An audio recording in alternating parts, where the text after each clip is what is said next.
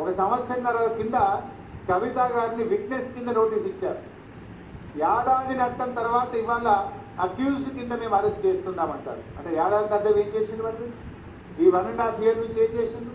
రేపు పార్లమెంట్ ఎన్నికల నోటిఫికేషన్ వస్తే ఇవాళ అరెస్ట్ చేయడం అనేటువంటిది ఇది పూర్తిగా రాజకీయ దురుద్దేశంతో ఒక కుట్రతో చేసినటువంటిది తప్ప ఇంకోటి ఏమీ కాదు.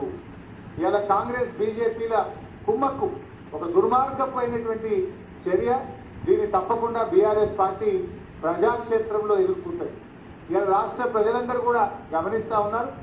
ఈ కుట్రలకు రేపు ప్రజాక్షేత్రంలో బీజేపీ కాంగ్రెస్లకు శిక్ష తప్పదని కూడా నేను ఈ సందర్భంగా హెచ్చరిస్తూ ఉన్నాం.